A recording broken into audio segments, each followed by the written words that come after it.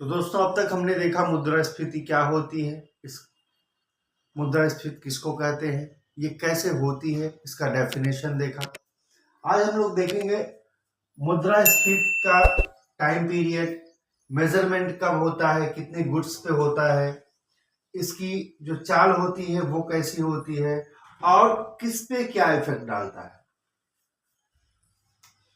तो मुद्रास्फीति अर्थव्यवस्था की वह स्थिति है जब लोगों के पास आय बढ़ जाती है, लोगों के पास पैसा बढ़ जाता है और उस बढ़ी हुई आय के कंपैरिजन में उत्पादन नहीं बढ़ पाता है, वस्तुओं और सेवाओं का जो प्रोडक्शन है वो उतना नहीं हो पाता है जितनी मांग होती है उसकी, जितनी उसकी डिमांड होती है। तो उस स्थिति में क्या होता है, बस वस्तुओं और सेवाओं के दाम बढ़ने लगते हैं और ये निरंतर बढ़ते रहते हैं। एक लंबा टाइम पीरियड होता है, एक दिन में किसी एक वस्तु की सेवा या वस्तुओं के दाम बढ़ जाने से मुद्रास्फीति नहीं होती।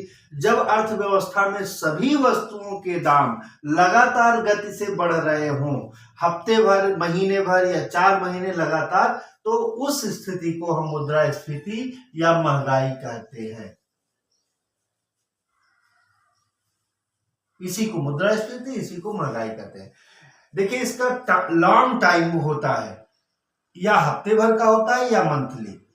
इसका जो टाइम पीरियड होता है वो थोड़ा लॉन्ग होता है, एक दिन में या एक वस्तु का, या 2 दिन में, या एक वस्तु के दाम बढ़ने से मुद्रास्फीति नहीं मानी जाती है। जब सभी वस्तुओं के सभी के दाम कंटिन्यू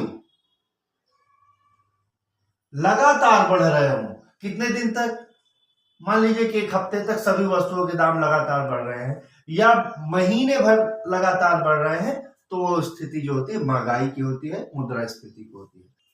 पहले इसका मेजरमेंट जो होता था गवर्नमेंट ऑफ इंडिया में थर्सडे को होता था। इंपॉर्टेंट है, इसको नोट कर लीजिए, परीक्षा में पूछा जाता है कि पहले जो है इन्फ्लेशन का जो मेजरमेंट होता था वो कब होता था। तो वो पहले जो है ये एवरी थर्सडे को होता था गवर्नमेंट ऑफ इंडिया के द्वारा। लेकिन नाउ अब क्या व्यवस्था है, अब ये मंथली हो गया है, अब ये मंथली होता है और गवर्नमेंट ऑफ इंडिया के द्वारा महंगाई की माप होती है।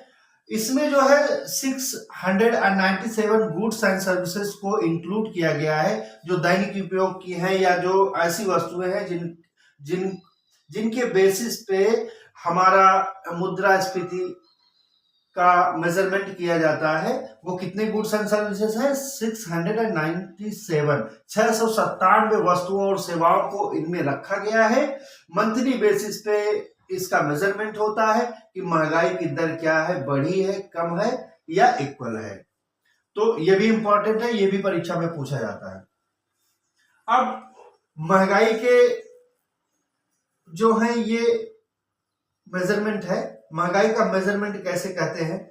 देखिए जब इन वस्तुओं और सेवाओं के आधार पर महंगाई के औसत को, महंगाई के रेशियो को निकाला जाता है, तो उस पे देखा जाता है अगर ये प्राइस में जो हमारे दाम है उनमें उन वस्तुओं और सेवाओं के दाम में अगर 2 से 3% की बढ़ोतरी होती है, तो 2 से 3% की अगर बढ़ोतरी होती है, ये टाइम होता है।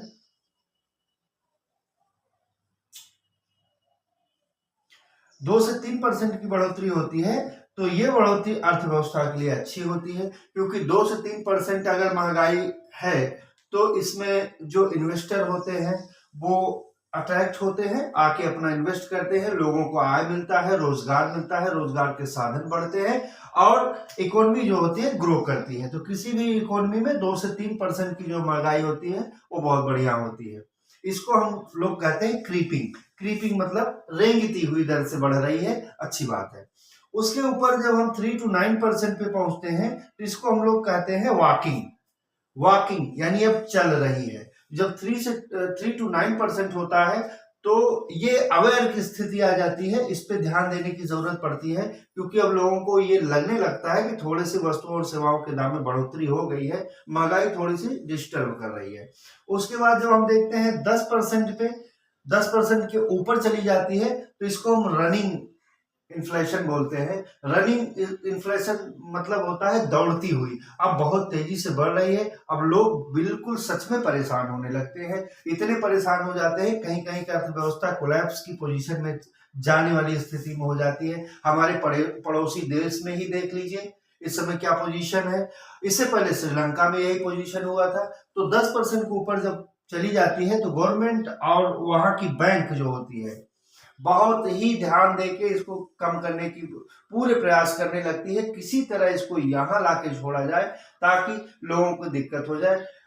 और इसके ऊपर जब जाती है तो गैल्पिंग होती है, इसका कोई मेजरमेंट नहीं होता। 10% ऊपर होती है, 100%, 200%, 400%, 500% महंगाई दर हो जाती है। इस स्थिति में जो है जो वहां की मुद्रा होती है लोग उसको मानने से इनकार कर देते हैं। मुद्रा का जो वैल्यू होता है बिल्कुल खत्म हो जाता है। लोग जो है झोला भर के पैसा लेके जाते हैं और मुट्ठी भर के सामान लेके आते हैं।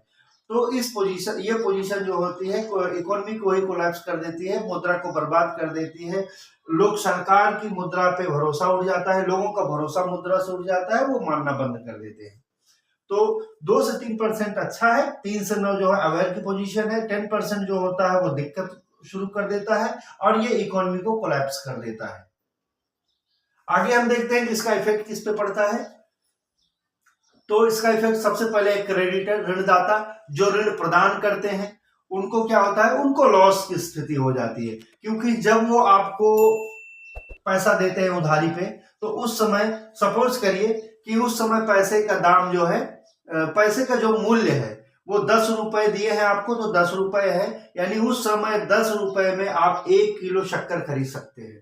सपोज करिए अगर उस 10 रुपए में 1 किलो हमको शक्कर मिल जा रही है, लेकिन हमने उनको 2 साल बाद लौटाया और उस स्थिति में लौटाया कि जब महंगाई बढ़ी हुई है तो उस समय 10 रुपए का हमको सिर्फ आधा किलो शक्कर मिल रही है।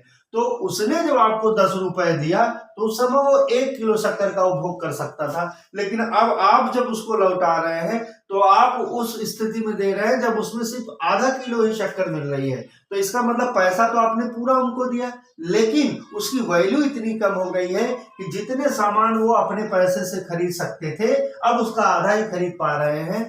तो पैसा तो आपने पूरा दिया, लेकिन उसकी वैल्यू तब दिया जब आपने पैसा रिटर्न किया जब उसकी वैल्यू ही कम हो गई। तो इसलिए ऋणदाता जो होते हैं लॉस की स्थिति में होते हैं। इसी के उल्टा जो है डेप्टर जो होता है, ऋणी होता है, वो प्रॉफिट में होता है, क्योंकि जब वो पैसा लेता है तो उसकी वैल्यू ज्यादा रहती है और जब वो रिटर्न करता है तो उसकी वैल्यू आधी रह जाती है। तो उसको कम कष्ट होता है कि चलो अब जब दिया तो उसकी वैल्यू बहुत कम है, उसके पास पर्याप्त मात्रा में पैसा हो जाता है। फार्मर को क्या होता है, किसानों को यहाँ लाभ में होता है, क्योंकि जो फार्मर होते हैं वो प्रोड्यूसर होते हैं, वो उत्पादन करते हैं।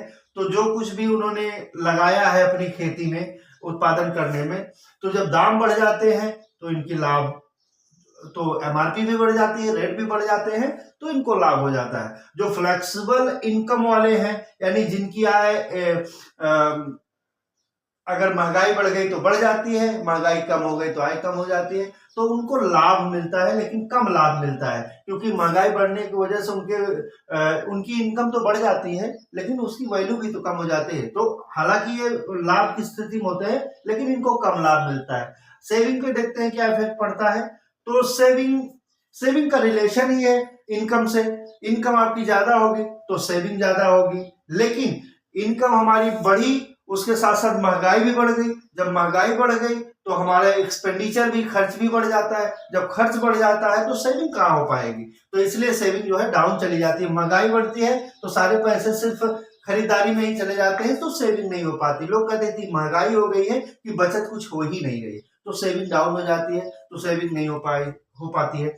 इन्वेस्टमेंट क्या होता है सर, देखिए अगर थोड़ी बहुत महंगाई है तो इन्वेस्टर जो होते हैं वो अटैच होते हैं कि महंगाई है, हम अगर 10 रुपए लगाते हैं तो ये यकीनी तौर पे बोल सकते हैं कि 10, 11, 12, 13 रुपए हमको मिल जाएगा।